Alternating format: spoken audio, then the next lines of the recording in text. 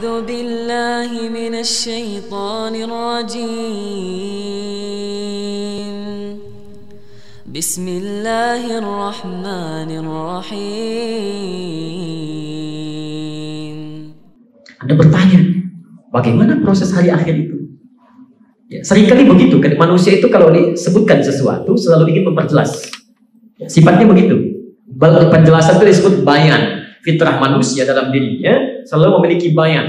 Quran surah 55. Ya, ayat ketiga. Ar-Rahman 'allamal Quran, khalaqal insan. Ayat 4-nya 'allamahul bayan.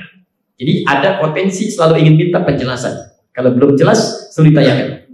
Termasuk dalam taklim kan, sedang mengajarkan, maaf Ustaz, ini belum jelas.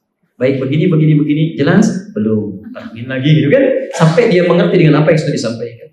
Termasuk ketika turun ayat, ayo jangan banyak dipikirkan, siapkan bekal, semua akan berakhir, kita akan kembali pada Allah. Orang tanya, bagaimana dunia itu berakhir? Seperti apa keadaannya nanti? Maka kemudian dilukiskan dengan kalimat istilah di Quran yang memberikan gambaran-gambaran dahsyat terjadi pada saat itu. Istilahnya disebut dengan yaumul qiyamah. Saat mulai manusia dibangkitkan. Qiyam itu bangkit dari sesuatu yang sudah tidak ada beraktivitas. Maksudnya sudah meninggal, semua tidak beraktivitas, dibangkitkan lagi. Nah, kalau Anda menemukan kalimat kiamat di Quran, itu seringkali menghadirkan suasana kedahsyatan untuk memberikan penegasan kepada diri kita supaya tidak main-main dengan situasinya, mengumpulkan bekal serius untuk bisa menghindari dahsyat situasinya. Saya beri contoh misalnya. Langsung saja Quran surah 75 itu kan ayat 1 sampai dengan ayat 15 itu. Ayat kelimanya orang bertanya, yas'alu ayyana yaumul qiyamah. Ya, orang mulai bertanya, kapan kiamat itu, seperti apa? Ya. Baik, yang ditanya tentang kiamatnya, kejadiannya, bukan waktunya. Makanya ketika bertanya tentang kejadian dahsyatnya, jawabannya pun tentang dahsyatnya, bukan waktunya. Silakan lihat ayat 6-nya itu. Fa idza bariqal basar. Ya. Ketika itu semua mata akan ketakutan. Ya. Maaf ya. Pandangan takut semua. Bariqah itu ketakutan yang dahsyat. Itu pada puncaknya. Jadi ada ketakutan yang sifatnya khauf biasa. Khauf itu ketakutan yang mengkhawatirkan dan itu tidak karuan. Tapi kadang-kadang masih bisa diatasi khauf. Kalau lihat cuaca mendung gitu kan, udah mulai gelap, ada perasaan takut? Khawatir kan? Khawatir hujan, khawatir banjir, mendung. Banjir nih, hujan. Paling ustadznya nggak datang mungkin ya, gitu. Padahal ustadznya udah tiba duluan, kan? Nah, itu khauf namanya, khauf. Ya. Di jalan lihat polisi berseragam, dan tidur tidak karuan, kan? Itu khauf namanya. Padahal belum tentu juga begitu dia. Nah, itu khauf. Yang kedua khasyah, khasyah. Ya. Khasyah itu rasa takut yang dalam, yang melahirkan ketundukan, kepatuhan.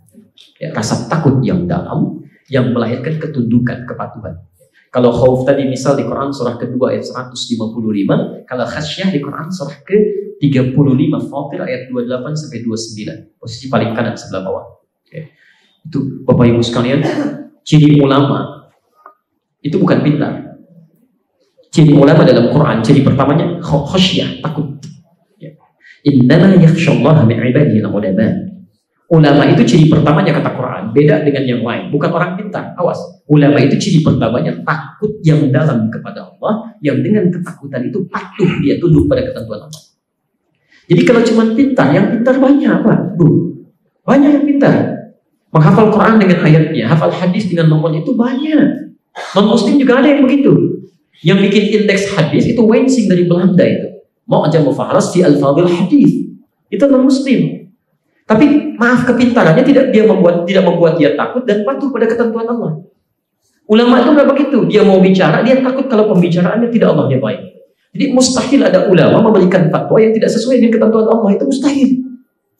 Karena saat dia akan bicara dia berpikir itu, bukan cuma 1000 kali, berkali-kali dia pikirkan itu. Jadi Allah ridha tidak dengan fatwa saya. Allah ridha tidak dengan pandangan saya. Jadi nggak mungkin ulama itu bisa melihat sesuatu yang tidak Allah sukai. Akan jaga betul dia itu. Jadi kalau Anda mendengar orang-orang yang pintar mengenakan jubah ulama, memberikan fatwa tapi tanpa ada rasa takut kepada Allah, kayaknya kok fatwa ini nggak tentram di hati.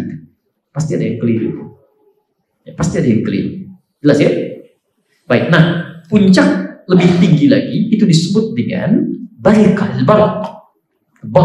Bahkan barak itu kadang dipahami dengan halilintar yang menggelegar. Quran surah kedua Al-Baqarah ayat 20, posisi paling kiri, di atas agak sedikit ke tengah. Yakadul barqu yakhtafu absar. Hampir-hampir saja halilintar itu menyambar penglihatan mereka. Masya Allah, Bapak Ibu lebih khawatir mana? Bertemu singa atau kesambar halilintar?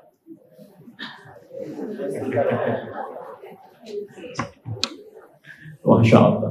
Ya kalau bertemu singa masih lihat kan, di kebun binatang melihat singa itu biasa aja. Masih melihat kan? Walaupun ada perasaan-perasaan khawatir. Tapi halilintar, siapa yang mau ketemu halilintar? Dengar suaranya udah begini gitu kan?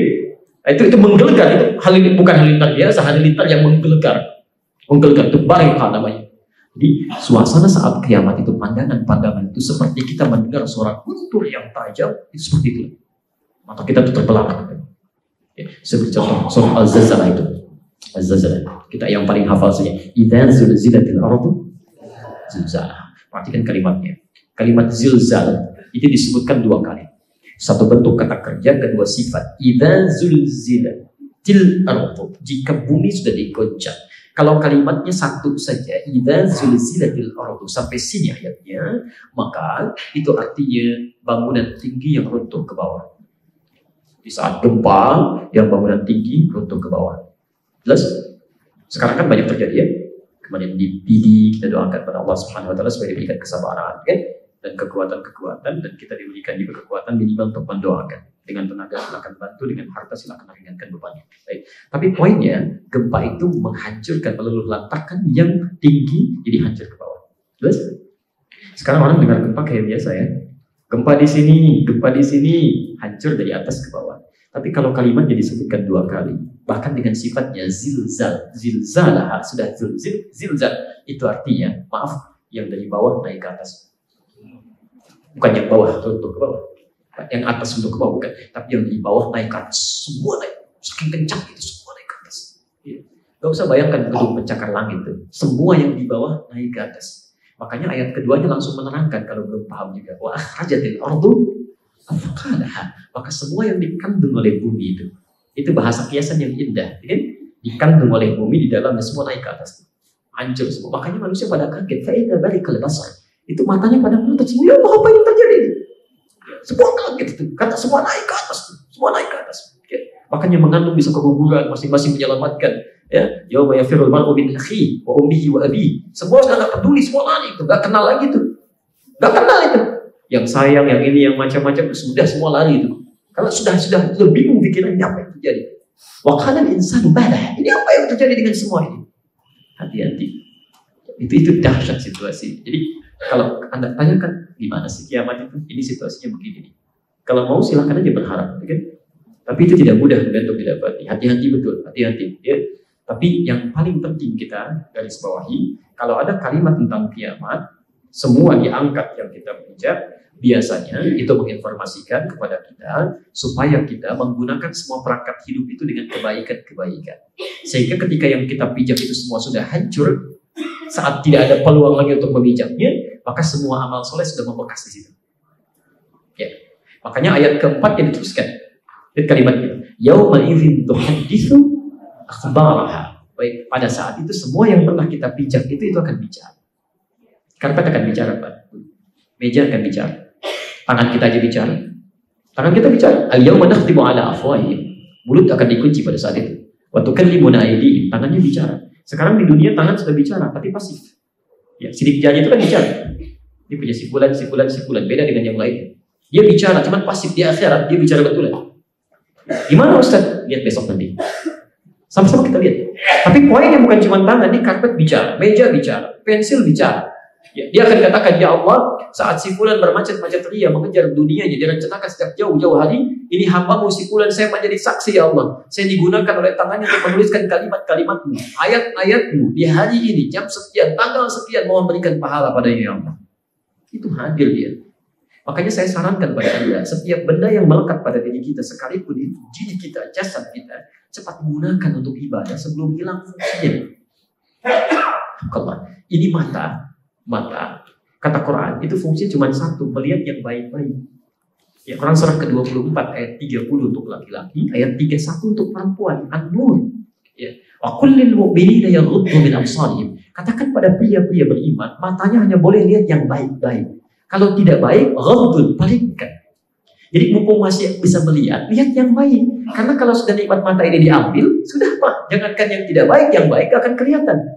Itu ada anak 4-5 tahun Pak, menghafal Quran. Baca sampai buta matanya, masih mau menghafal juga. Anda dikasih 40 tahun, 50 tahun untuk baca aja belum sempat lihat gitu kan. Al-Quran dilihat-lihat sampai 1 jam sehari. Al-Quran kelihatan aja enggak. Padahal Ustaz banyak koleksinya gitu kan, mau sampai kapan seperti itu?